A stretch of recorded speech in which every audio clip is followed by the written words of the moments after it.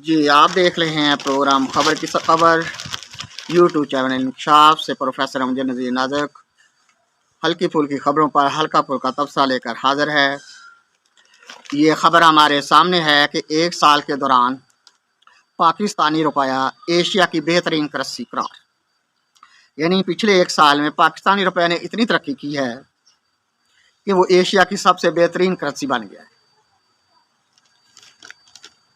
रुपये की कदर का जो हाल आजकल मुल्क में है उसको देखते हुए तो ये खबर झूठ का पलंदा, बहुत बड़ा झूठ लगता है।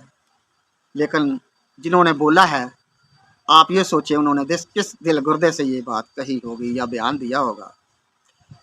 तो देखें हमारे पाकिस्तान में कितने बहादुर लोग पाए जाते हैं, वो झूठ को ऐसी डटाई से बोलते हैं जिससे उनकी बहादुराना शुजाआना दिल लगी बिल्कुल वाज़ेह होती है। लगता है जिसने बयान ये दिया है उसको भी खेलने के लिए कुछ नहीं मिला होगा। उसने कहा चलो ज़रा रुपए के साथ ही दो हाथ कर लें, और उन्होंने बातों बातों में ही इसकी कदर इतनी बढ़ा दी है कि वो पूरे एक साल तक पूरे एशिया में सबसे बेहतरीन करेंसी उसको नज़र आया। जादू तो बहुत देखे सुने थे, पर ये जादू जो सुना है ये वो जादू है जो सर चढ़ के बोला। ये एक साहब हैं और उनकी आजकल हुकूमत भी है, पंजाब में भी और मरकज़ में भी फरमा रहे हैं हर हुकूमत को अपनी हदूद में रहकर काम करना चाहिए। इससे उनका कहने का मतलब क्या है कि हर हुकूमत की कुछ हदूद होती हैं, उसको उसमें रहकर काम करना चाहिए। तो इन साहब की हदूद कहाँ तक है ये नहीं इन्होंने बताया कि क्या पूरे पाकिस्तान उसकी हदूद हैं या पाकिस्तान से बाहर भी उनकी हदूद हैं, क्योंकि इनके असासे दुनिया भर में फैले हुए हैं और इसलिए जहाँ असासे होंगी वहाँ जाके हद भी होगी। तो इनकी हदबंदी तो बहुत मुश्किल है। अगर हदबंदी कर भी सकते हैं तो ऐसे ही लोग कर सकते हैं, खुद अपनी हद तो मुकर्रर नहीं करते और दूसरों को कहते हैं कि अपनी हदूद में रहकर काम कर सो। शायद इसका ये भी मतलब हो कि जहाँ हमारे मुखालफों की हुकूमत है वो वहाँ से आराम पे बैठ से खाएं पिएँ और ऐश करें, हुकूमत करें, और जहाँ हमें भी करने दें, एक दूसरे को ना छेड़ें, तो छेड़खानी में कहीं सबकी हुकूमत ना चली जाए। शायद ये वो डर है जिसकी वजह से उनको अपनी हुकूमत और दूसरों की हुकूमत की हदूद का ख्याल दामनगीर हुआ है। नवाज शरीफ का बयानिया ही मुल्क की तरक्की का ज़ामन है। ये कोई राजनपुर कलां के कोई उनकी पार्टी के टिकट होल्डर हैं, यानी ये मेंबर नहीं हैं, टिकट होल्डर हैं और हार चुके हैं। तो देखें ऐसे ऐसे नाबगाए रोज़गार और ऐसे ऐसे दानिश्वर हमारे मुल्क में पाए जाते हैं। कहते हैं कि मुल्क को किसी चीज़ की ज़रूरत नहीं, बस नवाज शरीफ का बयानिया ही मुल्क की तरक्की का ज़ामन है।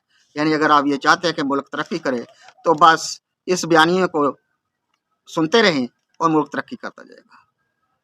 ये बयानिया कई दफ़ा हमारे सामने आ चुका है और पिछले 35-40 साल से हमारे इर्द गिर्द मंडलाता है और उड़ता फिरता है। पता नहीं ये भंवरा क्यों मंडलाता है और किस तितली के चक्रों में है।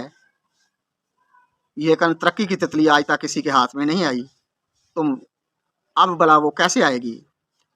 अब अगर बयानिया को लिए फिरना है तो हर शहर में हर मुल्क में चाहिए कि ये अपने लीडर का बयानिया भिजवा दिया करें ताकि सुबह सुबह ही वहाँ तरक्की पहुँच जाया करे।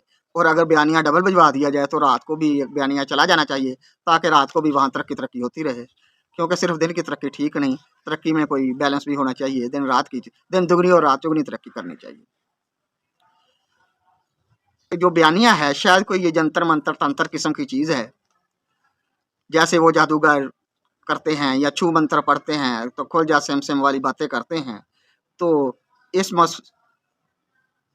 बदा को या जो इनके फ़ैन हैं यानी बयानिया देने वाले के, वो समझते हैं कि ये बयानिया ही वो छू मंत्र खुल जा सिम सिम और तंत्र मंत्र जंतर है जिससे पूरी दुनिया बस इसके पढ़ने से मुतहरक हो जाती है और हर चीज़ तरक्की के रास्ते पे चल पड़ती है।